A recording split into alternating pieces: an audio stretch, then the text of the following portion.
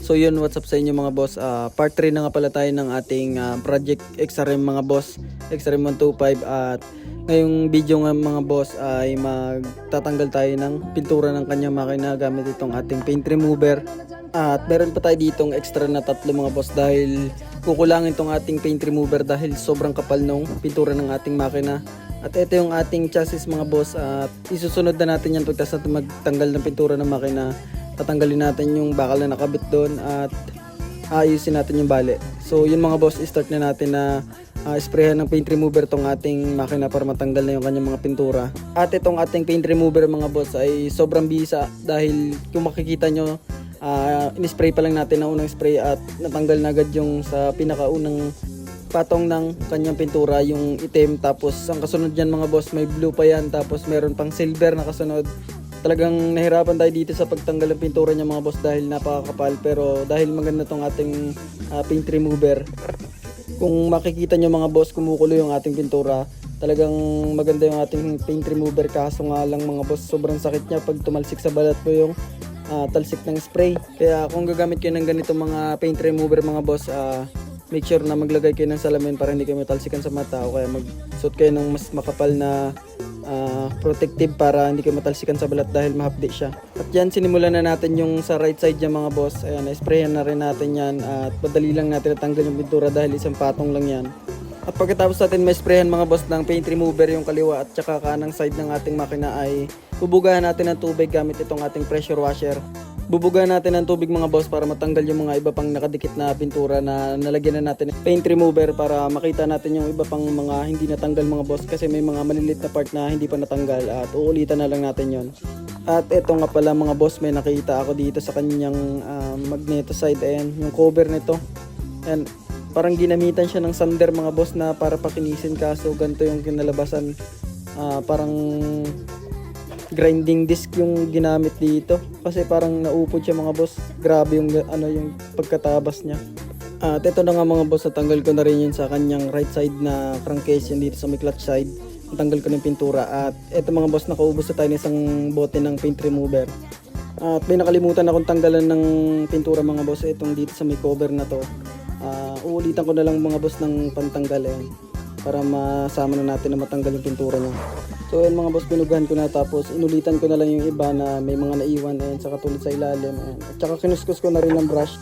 At pagkatapos ko dyan mga boss, sinunod ko na yung ating head dahil yung head ay meron din pintura mga boss. Ayan, tatanggalin ko yung pintura niyan.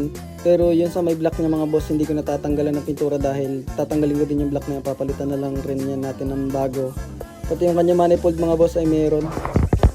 Pati dito sa head niya mga boss ay doble yung pintura na nilagay. Meron black at saka meron blue.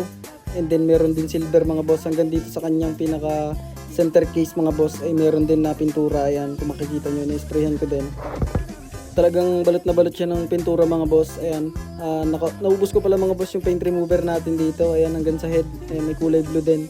Pagkatapos natin ma-sprayan ng paint remover mga boss, ay binugahan ko na siya ng ating pressure washer para makatulong na matanggal natin yung mga ibang pinturang nakadikit pa. At ito na yung kinalabasan ng ating makina mga boss. Ayan, malinis na, natanggal na natin yung mga pintura. At ito na lang mga boss, yung sa may crankcase niya, talagang gasgas siya mga boss ng sander, na gasgas siya ng malalim. Ang bala ko dyan ay lilihahin ko na lang, papakinisin ko na lang ulit, or ipapalit ko yung magneto cover ng ating Wave 125 mga boss. And then yan, may mga naiwan-iwan pang mga konting pintura mga boss, pero okay na yan, goods na yan. Ayan, may mga silver pang naiwan na hindi pa natatanggal, pero sa sunod na natin yan tatanggalin mga boss. Basta natanggalan natin yung makapal niya na pintura ay goods na yan mga boss. At yan mga boss, tapos na tayo dito sa ating makina na magtanggal ng pintura niya. At dito naman tayo mga boss sa kanyang chassis.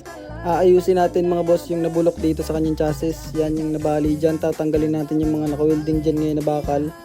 At tatanggalin natin tong brake pedal niya mga boss dahil hindi na mahugot yung pinaka axle niya dito sa kanyang center stand. Kaya puputulin na lang natin yung kanyang axle at papalitan na lang natin ng bagong center stand mga boss dahil bulok na rin yung ating center stand mga boss. Yan, kinain na ng kalawang, papalitan na lang natin yan.